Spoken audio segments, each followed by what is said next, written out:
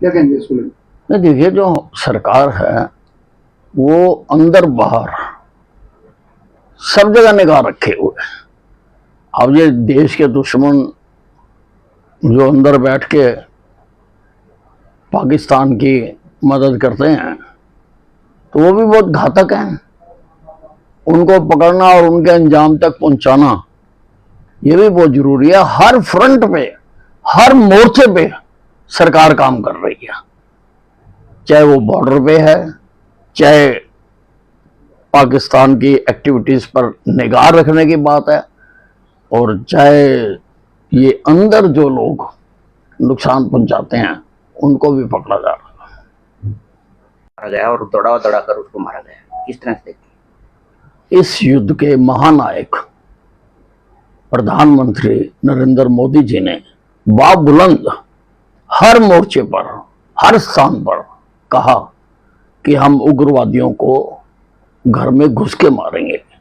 उन्होंने यह भी कहा कि हमारी लड़ाई उग्रवाद के साथ है, और उसमें बहुत हद तक हमें कामयाबी भी मिली है।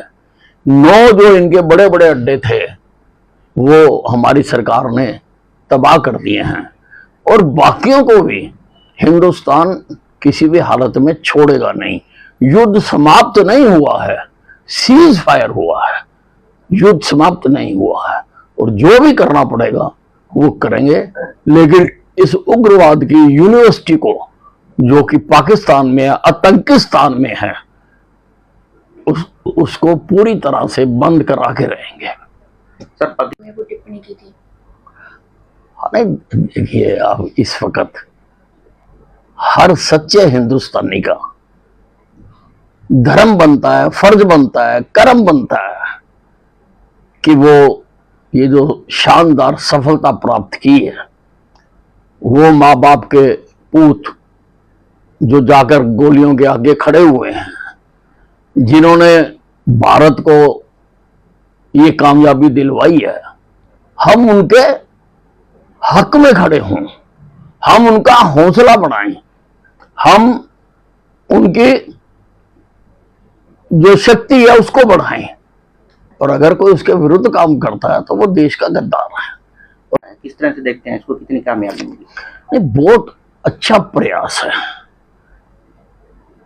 कि बाहरले देशों में जाकर सारी स्थिति को बताना, और हिंदुस्तान ने जो पराक्रम किया है, ये जो युद्ध हुआ है ये टेक्नोलॉजी का युद्ध हुआ है। हमने, हमारी इंटेलिजेंस एजेंसियों ने स्टीक जो पॉइंट्स थे वो बताए, हमारे इसरो सैटेलाइट ने ठीक निशानों को आइडेंटिफाई किया, और हमारे हथियारों ने, चाहे वो मिसाइलें थी, चाहे वो जहाज थे, जो भी हथियार थे, उन्होंने सटीक निशाने मारे। ये बहुत बड़ी उपलब्धि है। और पाकिस्तान जो झूठ का प्रचार कर रहा था, वैसे तो उसकी झूठ की पोल खुल चुकी। वो कहता था हमारा कोई नुकसान नहीं हुआ।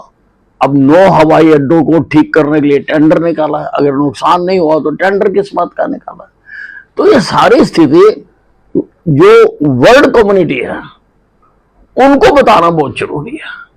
इसलिए मोदी जी ने डेलीगेशन बनाकर सारे देशों में भेजे जा रहे हैं, ताकि ठीक ठीक स्थिति का उनको बताया जा सके, परमाणु सहित बताया जा सके। उनकी रिहाई की मांग उठ रही है, किस तरह से देखते हैं इसको?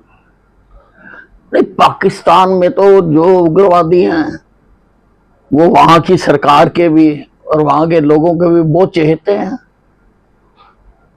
तो इसलिए वो तो उनकी रिहाई की मांग करेंगे ही, लेकिन हम जो उनके साथ करेंगे उनको छोड़ेंगे नहीं। सर,